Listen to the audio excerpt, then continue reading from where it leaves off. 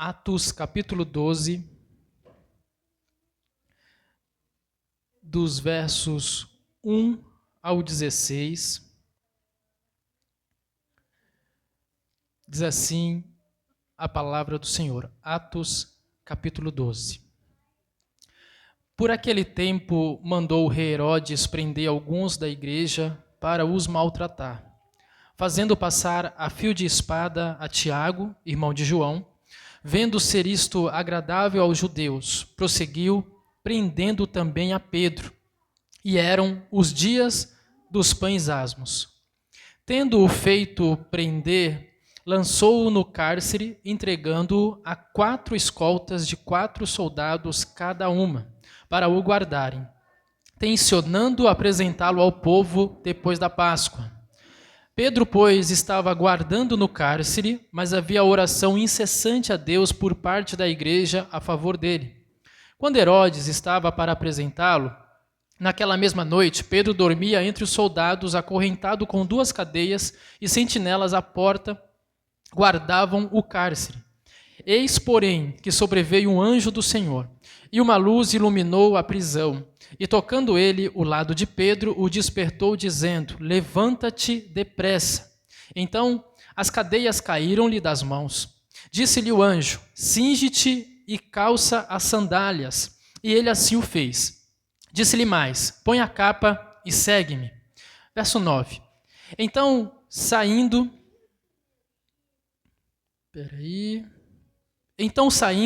o seguia, não sabendo que era real o que se fazia por meio do anjo. Parecia-lhe antes uma visão. Depois de terem passado a primeira e a segunda sentinela, chegaram ao portão de ferro que dava para a cidade, o qual se lhes abriu automaticamente, e saindo enveredaram por uma rua, e logo adiante o anjo se apartou dele. Então Pedro, caindo em si, disse: agora sei verdadeiramente que o Senhor enviou o seu anjo e me livrou da mão de Herodes e de toda a expectativa do povo judaico. Considerando ele a sua situação, resolveu ir à casa de Maria, mãe de João, cognominado Marcos, onde muitas pessoas estavam congregadas e oravam. Quando ele bateu ao pórtico do portão, veio uma criada chamada Rode ver quem era. Reconhecendo a voz de Pedro, tão alegre ficou que nem o fez entrar, mas voltou correndo para anunciar que Pedro estava junto do portão. Eles lhe disseram: estás louca? Ela, porém, persistia em afirmar que assim era. Então disseram: é o seu anjo. Entretanto, Pedro continuava batendo. Então eles abriram, viram-no e ficaram atônitos. Amém? Só até aqui. Vamos orar mais uma vez. Pai, nós te agradecemos, ó Deus, por tudo que o Senhor já fez em nosso meio, por ter nos ministrado, Senhor, através do louvor. E pedimos que o Senhor, meu Deus, continue conosco. Que o Senhor abra os nossos ouvidos, mais do que isso, nosso coração. Que o Senhor me use, Pai, como canal de bênção nessa hora. Que o Teu Espírito, meu Deus, possa nos dirigir a toda a verdade. Assim, meu Deus, eu oro em nome de Jesus. Amém e amém. Glórias a Deus. Bom, queridos, a igreja ela estava sendo terrivelmente perseguida. Em Atos 1:8, Jesus diz aos discípulos que eles deveriam ser testemunhas em Jerusalém, Judeia, Samaria e até os confins da terra. Os discípulos se acomodaram e só pregavam ali nas redondezas, sem ir aos outros lugares que Jesus havia determinado. Então, em Atos capítulo 8, vem a primeira perseguição à igreja. A perseguição bem feroz, onde a Bíblia diz que muitos foram dispersados. Mas a Bíblia diz que os apóstolos também foram dispersados, mas por onde passavam, eles pregavam. Eles falavam do Cristo ressuscitado. E se com a perseguição, o intuito de quem os perseguia era paralisar os apóstolos, os discípulos, era fazer com que o evangelho não se propagasse, a perseguição, na verdade, fez o contrário.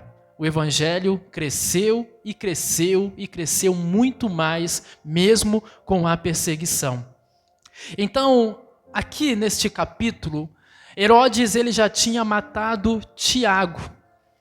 Agora ele prende Pedro com a intenção também de matá-lo depois das festas, né? A Bíblia diz que estava acontecendo aqui a festa da Páscoa, né? A festa dos pães asmos, que durava ali por volta de 7 dias. E durante esse tempo não se podia nem julgar, muito menos executar alguém.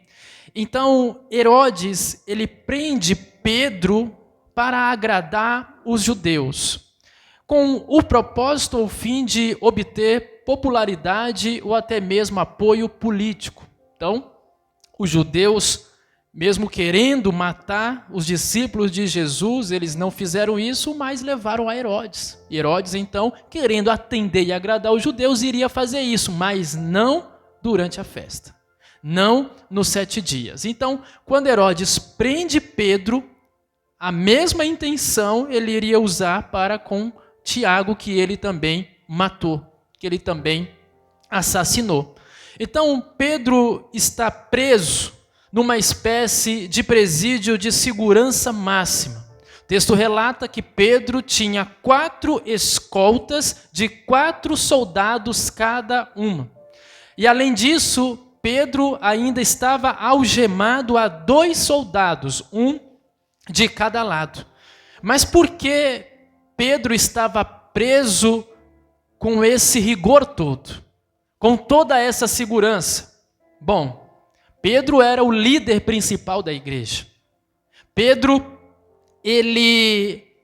depois que Jesus restaurou Pedro, o seu ministério, Pedro, numa pregação, ele batiza, após a pregação, mais de 3.000 pessoas. Em um segundo momento, mais de 5.000 pessoas. Então, Pedro era o líder principal da igreja. E Herodes sabia que Pedro já tinha escapado 2 vezes da prisão. Ele escapa a primeira vez da prisão lá do Sinédrio, e depois ele escapa uma segunda vez, lá em Atos capítulo 5, dos versos 18 a 19, Pedro escapa uma segunda vez por uma intervenção de um anjo.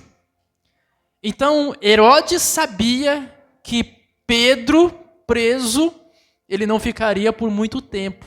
Mas Herodes achou que tanto lá no Sinédrio como na outra vez que Pedro foi preso, talvez foi porque não houvesse tanto segurança ou tanta escolta. Então, para certificar de que Pedro não iria conseguir fugir, Herodes então monta toda essa escolta, todos esses soldados, porque na cabeça de Herodes seria impossível Pedro conseguir sair daquela prisão. Por isso ele coloca tantos soldados para escoltar Pedro. Mas enquanto Pedro está preso, tinha uma igreja em oração. Tinha irmãos juntos orando por essa causa. A igreja tomou conhecimento, Pedro foi preso, de novo. E o interessante é que os crentes não foram organizar uma passeata, eles não foram tomar as ruas em uma revolta popular, eles não fizeram um baixo-assinado para entregar lá a Herodes, reivindicando a soltura de Pedro, eles não foram até as autoridades para apelar à liberdade de Pedro. O que a igreja ou os crentes fizeram? Eles fez aquilo que eles acreditavam, e eles acreditavam no poder da oração. Eles acreditavam que a oração é o que liga um ser mortal a um Deus imortal. A oração é o que liga a fraqueza humana com a onipotência de Deus. E a igreja sabia que existia um poder. A igreja sabia que a melhor arma que eles poderiam usar era a oração. E, conforme nós vimos a conclusão do texto, mais uma vez Pedro, ele foi liberto, e pelo poder da oração. Então, irmãos, dentro dessas passagens que nós lemos, vamos aprender algumas coisas. Em primeiro lugar, a igreja está orando junta. Lá no versículo 5, a Bíblia vai dizer o seguinte: Pedro, pois, estava guardado no cálice, mas havia oração incessante a Deus por parte da igreja a favor dele. Então, não era um crente em sua casa orando por Pedro. Não era uma só pessoa orando por Pedro. Eram pessoas juntas, em comunhão. Eram muitas pessoas e não poucas, orando por uma mesma causa. Não há problema você orar na sua casa sozinho, você deve fazer isso. Não há problema você orar no seu quarto. Jesus nos ensina a orar e a nos retirar para o nosso quarto secreto. Mas existem situações que a igreja precisa se reunir para orar. E nessas situações, não é para o crente orar de casa. Não é para o crente orar sozinho. Mas é para o crente orar junto.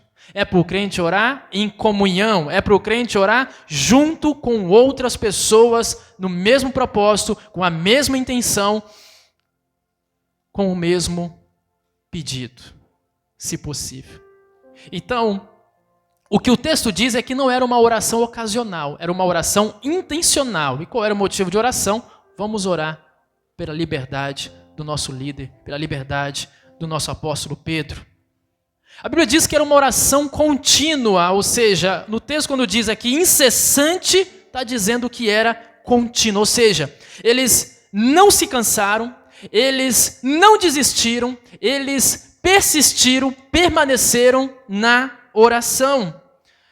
E é interessante que Jesus também ensina sobre isso. Lá em Lucas capítulo 18, verso 1, a Bíblia diz assim, ó, disse-lhe Jesus uma parábola sobre o dever de orar sempre e nunca esmurecer. Aí Jesus então vai contar uma parábola, ele diz a partir do verso 2, havia em certa cidade um juiz que não temia Deus, nem respeitava homem algum. Havia também naquela mesma cidade uma viúva que vinha ter com ele, dizendo, julga a minha causa contra o meu adversário. Ele por algum tempo não a quis atender, mas depois diz consigo, bem que eu não temo a Deus, nem respeito a homem algum, todavia, como esta viúva me importuna, julgarei a sua causa, para não suceder que por fim venha a molestar-me. Então disse o Senhor, considerai no que diz este juiz iníquo. Não fará Deus justiça aos seus escolhidos, que a ele clamam dia e noite, embora pareça demorado em defendê-los?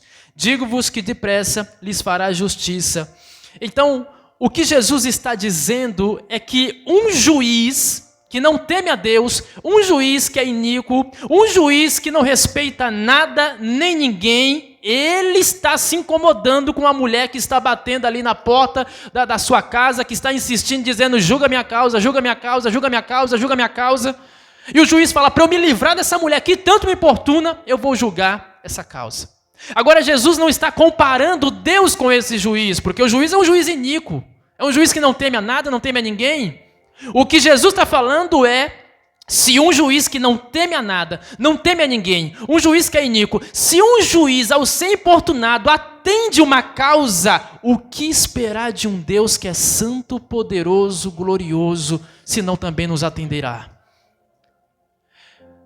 O que Jesus está ensinando é que oração não é algo ocasional. E se temos motivo, se temos propósito, se temos uma causa, nós temos que insistir.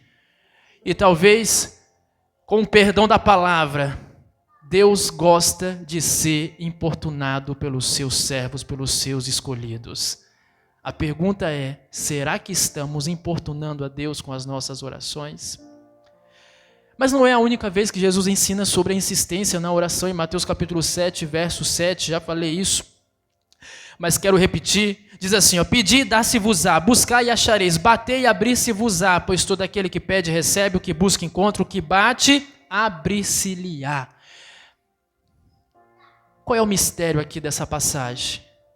Pedir, ela está um verbo contínuo.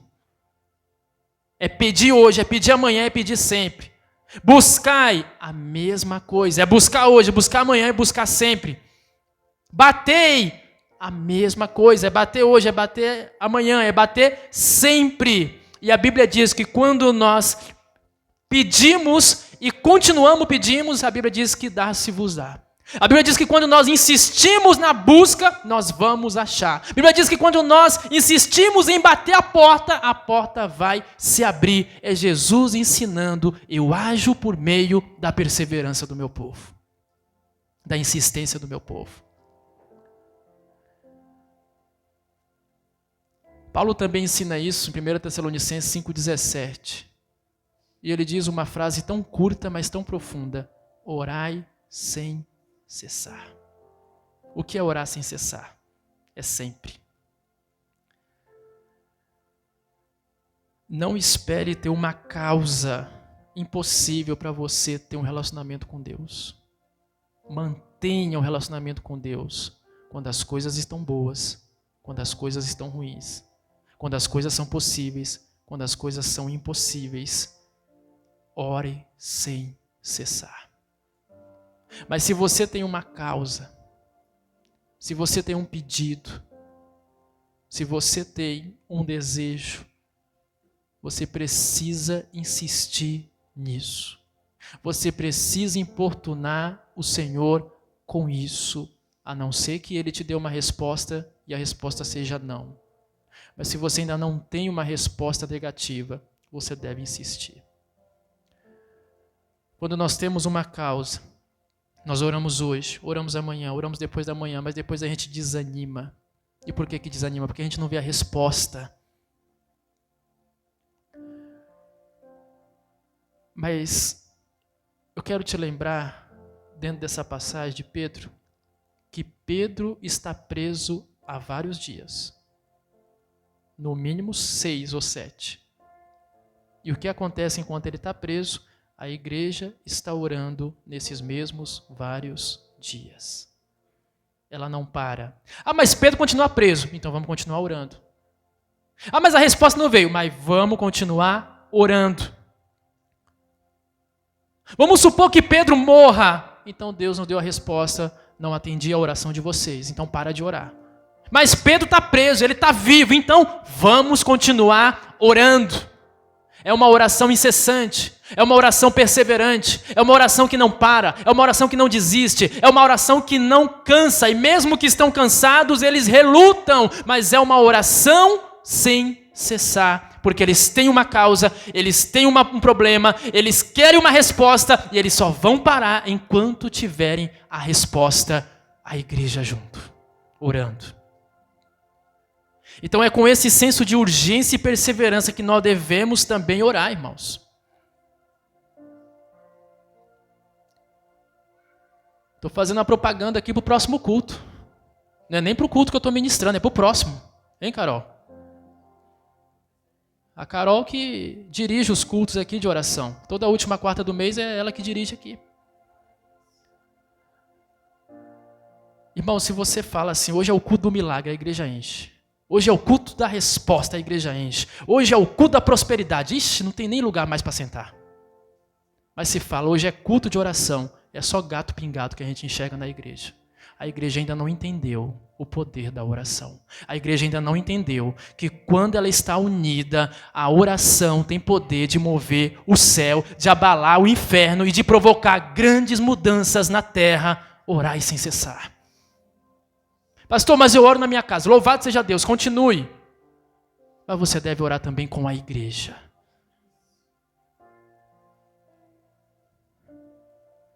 Mas em segundo lugar, o que nós podemos aprender também. A oração abre caminhos que homem nenhum consegue abrir. A oração abre portas que nenhum homem consegue abrir. Mesmo com portas fechadas, mesmo com a forte escolta, mesmo com soldados algemados a Pedro, a oração abriu caminhos, a oração abriu portas, a oração soltou as algemas que estavam em Pedro, irmãos. Como eu disse, Pedro ainda não havia sido julgado, mas já estava sentenciado à morte. Herodes só deixou Pedro preso porque ele respeitou os 7 dias de festa. Mas já estava intencionado, esse homem vai morrer. É isso que os judeus querem? Então vamos matar ele, mas não pode matar agora, então vamos esperar 7 dias. Tiago já tinha sido assassinado, e esse Tiago, que foi assassinado por Herodes, não é o irmão de Jesus, é o irmão de João, é o filho do Zebedeu. Então, irmãos, aos olhos humanos não tinha mais jeito. A decisão e a ação futuramente de Herodes era irreversível. Mas os crentes oram, mesmo que a decisão era irreversível. A igreja ora, mesmo que parecia que não tinha mais jeito. Eles oram mesmo que Pedro já estava sentenciado à morte. Eles oram mesmo quando os recursos da terra já se acabaram. Eles oram mesmo quando, do ponto de vista humano, não tem mais jeito. Eles oram mesmo que a causa já estava perdida. E a lição para nós é: devemos orar mesmo que as causas estejam perdidas diante dos nossos olhos. Devemos orar mesmo que humanamente não tem mais jeito. Devemos orar mesmo quando só resta um milagre. E eu acredito que essa era a motivação daquela igreja. Porque a decisão já estava tomada, todo mundo já sabia que ele ia morrer. Então talvez eles falaram: agora é só um milagre para livrar Pedro. Então pronto, vamos falar com quem é especialista no assunto, Deus. E Deus pode realizar o milagre. Deus pode abrir a porta. Deus pode abrir o caminho. Deus pode soltar a algema. Irmãos, a oração ela move a mão de Deus. A oração faz Deus dar ordem aos anjos ao nosso respeito. A Bíblia diz isso. Thomas Watson diz: o anjo chamou Pedro na prisão, mas foi a oração que foi buscar o anjo. Irmãos, hoje muitas pessoas estão presas. Talvez não numa prisão física, não numa penitenciária, mas tem muitas pessoas hoje que estão presas espirituais. Muitas pessoas que estão presas no seu emocional. Existem pessoas que estão presas em doenças, presos em dívidas, presos em depressão, presos em vícios. E nós precisamos entender que diante de uma situação impossível, a nossa arma deve ser a oração. Mas muitas vezes usamos a arma errada. Muitas vezes, ao invés de usar a arma que liberta, muitas vezes usamos a arma que mata. Porque muitas vezes, ao invés de orar, a gente julga as pessoas. Ao invés de orar, a gente reclama. Ao invés de orar, a gente fofoca daquela pessoa que está fazendo algo errado, que está envolvida num vício, que está presa em alguma área. E ao invés de fazer o bem, a gente não faz. Ao invés de usar a arma que liberta, usamos a arma que acaba. Há portas que só abrem com oração, irmãos, e é muito, ou nós devemos entender muito bem isso. Há caminhos que só são trilhados em oração. Há prisões que só são libertas por meio de oração. Quando os discípulos foram tentar expulsar o demônio,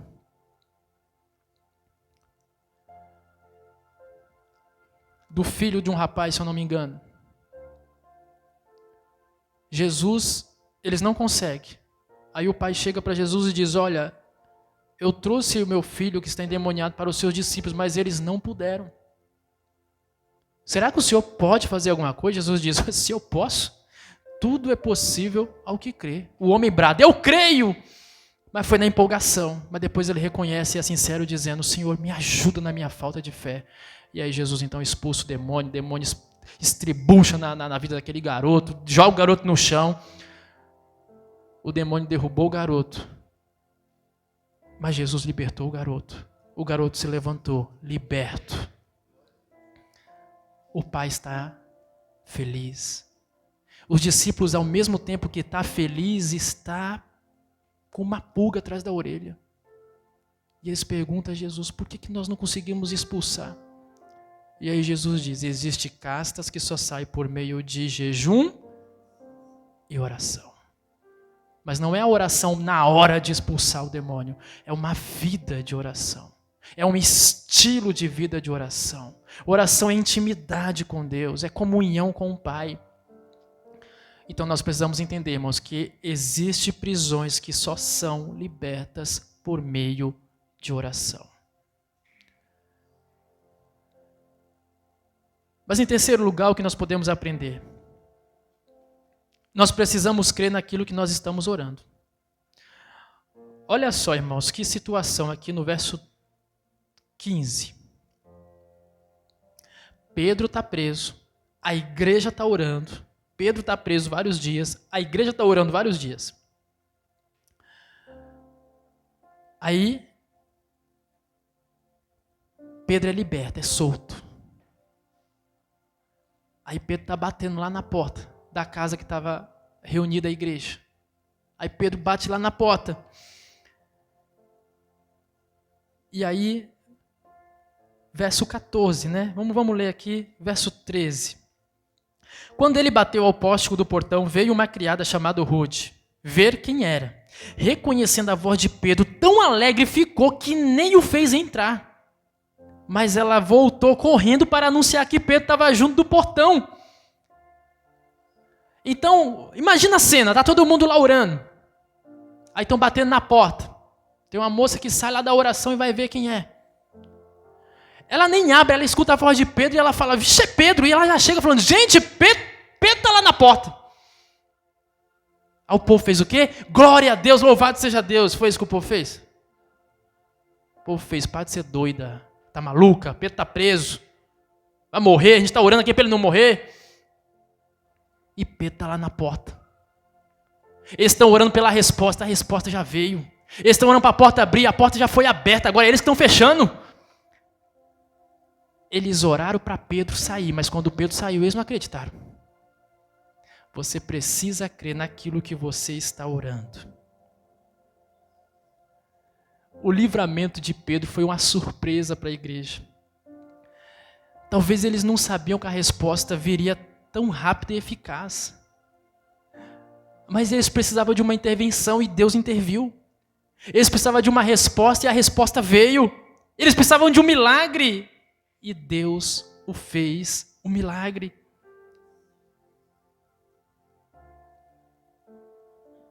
Na verdade, eles estavam orando, mas ao mesmo tempo eles estavam também com um pouco de receio e medo. Herodes prendeu o líder. Se prende o líder, vai prender também quem está abaixo dele, vai prender a igreja. Prender o pastor, vai prender a igreja.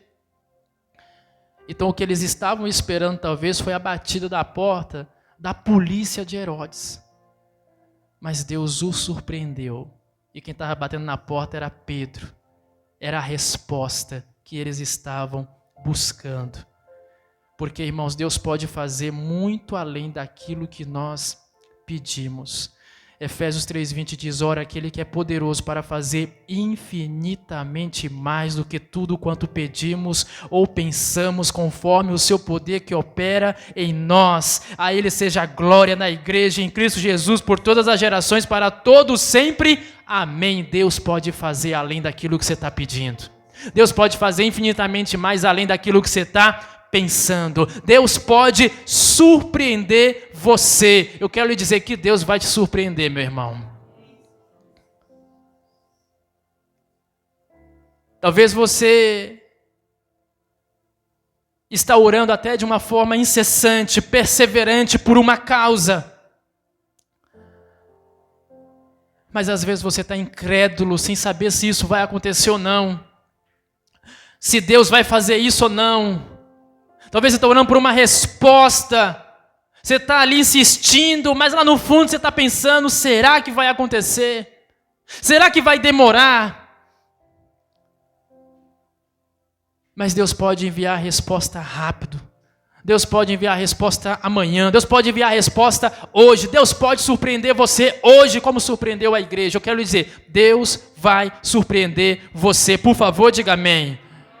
a resposta vai bater na sua porta, o milagre vai bater na sua porta. Aquilo que você estava orando, Deus pode fazer. Aquilo que você estava orando, bater na sua porta. Talvez você não vai acreditar, talvez você vai ficar extasiado, talvez você achar que é loucura, mas Deus pode surpreender você. A resposta vai bater na sua porta. Por favor, diga amém.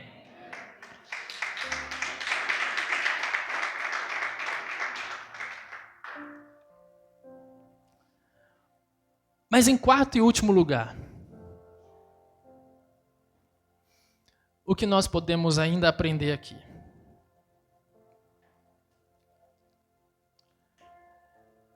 Existem portas que são abertas por meio de oração, mas existem portas que não necessitam necessariamente de oração. No verso 10, ou a partir do verso 10, as portas se abrem para Pedro. O anjo tira a algema de um lado, tira a algema de outro, acorda Pedro de um jeito que só ele conseguiu ouvir. Pedro, levanta, pega suas coisas e vamos embora. O anjo está andando na frente, Pedro está andando atrás. Pedro pensando, será que isso é um sonho? Será que é uma visão? Não estou entendendo nada. Aí abre-se a primeira porta. Aí abre-se a segunda porta e o anjo fala, agora é contigo, meu irmão. Mas dos versos 13 ao 16, a porta não abriu para Pedro de imediatamente, nem automaticamente. Pedro teve que bater. E ainda teve que lidar com o povo que estava orando por uma causa e ficou incrédulo quando a causa estava respondida.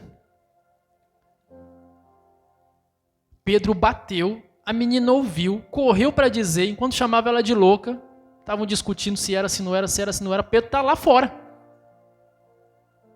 Com risco de ser preso de novo. E a Bíblia diz que Pedro então precisou insistir para bater na porta. E o que nós podemos aprender aqui, irmãos? Nós aprendemos que Deus só vai fazer aquilo que nós não conseguimos fazer. Mas aquilo que nós podemos fazer, Deus não vai mover uma palha. Diga comigo assim, Deus só faz aquilo que eu não posso fazer, mas não vai fazer aquilo que eu consigo fazer.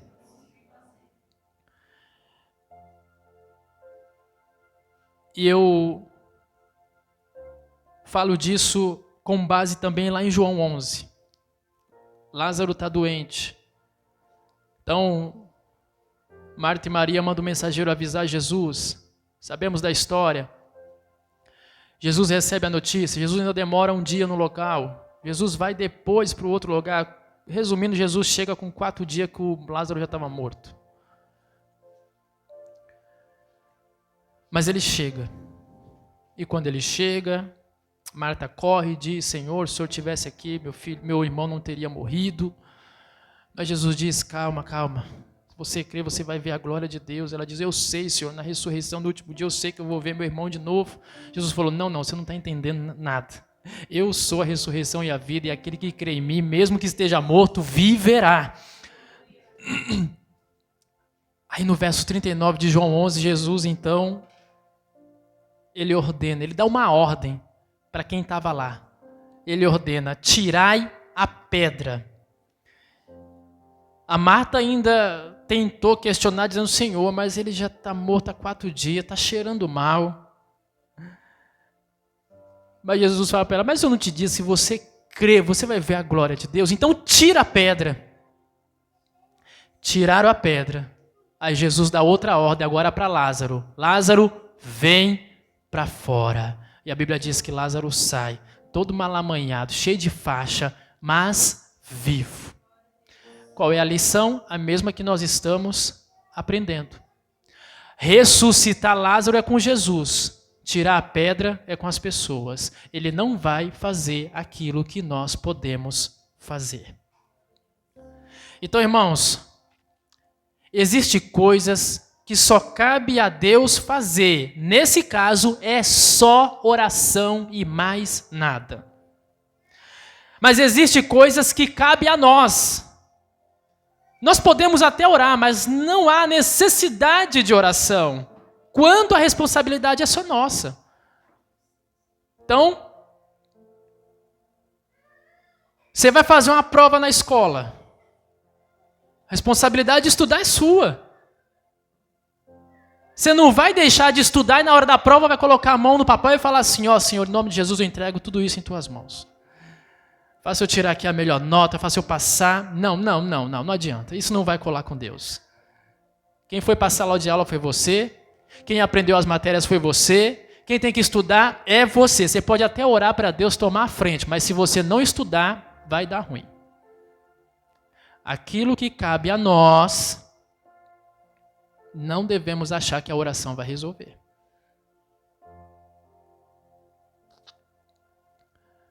Deus te deu um marido, Deus te deu uma esposa. Se você não sabe amar a esposa como Cristo amou a igreja, se a esposa não sabe honrar e se sujeitar ao marido como o homem deve se sujeitar a Cristo, não adianta orar, é uma responsabilidade nossa. Claro que Deus é misericordioso e diante dos nossos erros, Ele pode nos ajudar, mas é responsabilidade nossa. Isso é na vida conjugal, isso é na vida familiar, isso é no tratamento dos filhos. Irmãos, tem coisas que cabem a nós. Deus nos deu responsabilidade.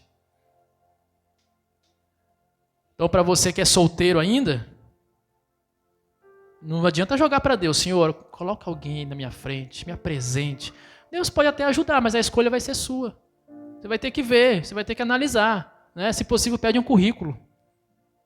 Vai conversar com os pais, vai ver como que trata os pais. Para você, depois de entrar no relacionamento, falar assim, Deus, e agora? Deus vai falar, não, a escolha foi sua. Naquilo que é responsabilidade nossa, nós não devemos achar que a oração vai resolver. Tem coisas que só cabe a Deus, aí é oração. Tem coisas que a responsabilidade é nossa, não devemos nos enganar achando que a oração vai resolver. Mas existe também coisas que têm a nossa parte mais a parte de Deus. Como entender isso? Oramos, mas também agimos. Então olha só, tem coisas que é só Deus, aí é só oração. Nem coloca a mão, senão vai dar ruim. Tem coisas que é só você, não acha que a oração vai resolver.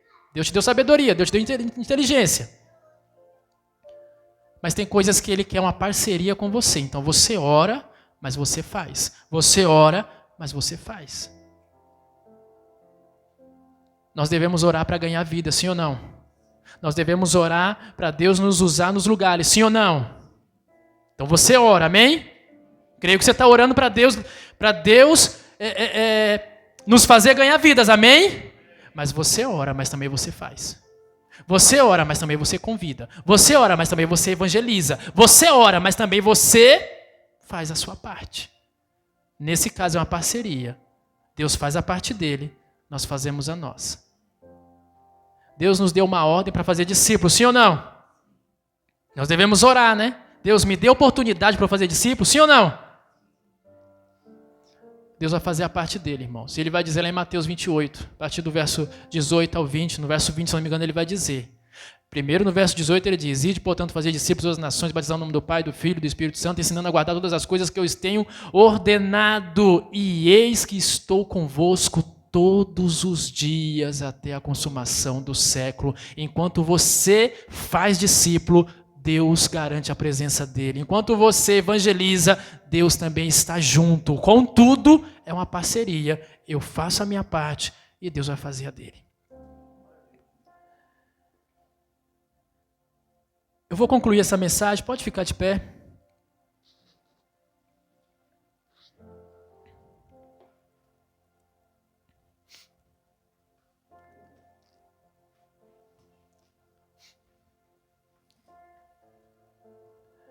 Então eu quero resumir aquilo que nós aprendemos aqui, irmãos.